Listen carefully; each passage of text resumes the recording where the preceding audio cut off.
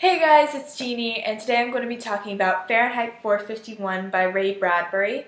This novel is about Guy Montag's battle against the manipulative government, his blind neighbors in his dystopian world, and censorship. All just to read some books. Guy Montag is a fireman in the near future, yet he's not the kind of fireman you're thinking of. Instead of putting out fires, he sets them. Books are illegal, and whenever they find someone hiding them or smuggling them, they burn the books and burn the houses harboring them as well.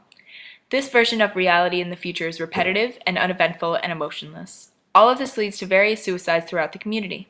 Montag encounters a gentle 17-year-old girl named Clarice McClellan who seems to open his eyes to the emptiness of his life with her innocently curious questions and her unusual hope and love of nature and people. He is then unable to go back to his old ways of thinking.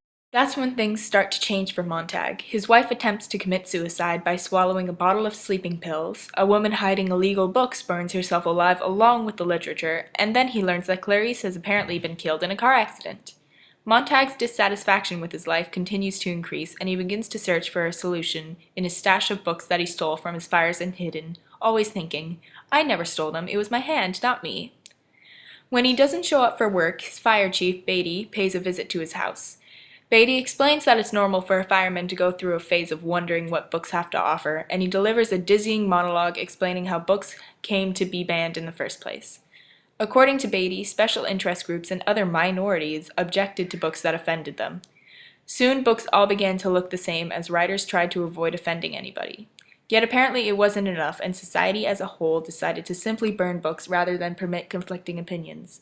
Beatty tells Montag to take 24 hours or so to see if his stolen books contain anything worthwhile and then turn them in for incineration. Montag begins a long and frenzied night of reading. Completely overwhelmed, Montag goes to Mildred, his wife, for help and support, but she has a deeper connection with the TV walls than to her husband and cannot understand why he's putting both of them at risk. He remembers once meeting an old man like Clarice in the park a long time ago and thinks that he might be able to help him. He visits Faber, the old man, and he explains the values of books and says that Montag needs not only books but also the leisure to read them and the freedom to put their ideas to action. Later on, Montag is forced to burn his house down himself and burns Beatty along with it when he tries to arrest him. He then fights off some more guards and escapes injured and scared with only some books and a plan. He hides the books in a few firemen's houses and calls the alarm.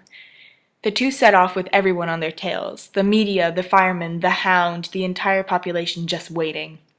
They then split up and Montag finds the book people, who welcome him and Montag becomes one of them. He begins to memorize books, to not let their wisdom disappear forever. He then begins to rebuild the world as they know it with their help. I personally think that Bradbury's book is extremely relevant in today's curriculum due to the fact that technology is taking over and the world is constantly advancing. We need to learn from the horrors of this book. I think on a much lighter scale, Bradbury did predict the future, in the ways that screens are now taking up a lot more of our time and less social communication is what is now deemed normal. Censorship is a consequence of fear. A majority of what is censored are all things that people are either afraid of or uncomfortable with. It doesn't matter if it's an ongoing threat or current and dangerous, like rape or child slavery. As long as some people feel uncomfortable talking about it, then no one gets to talk about it. I think that if people are uncomfortable with something, it's just more reason to talk about it. People need to get things out in the open and teach others the real dangers of the world we live in.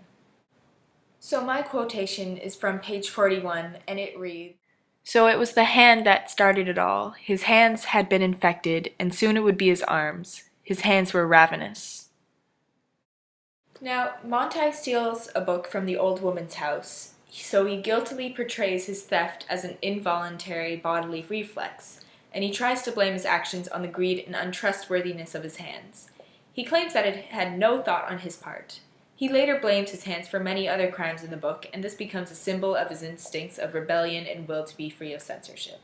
Thank you so much for watching. I really recommend this book to anybody who doesn't have a problem with rereading and rereading pages and paragraphs just to make sure that they read it right. 4 stars out of 5.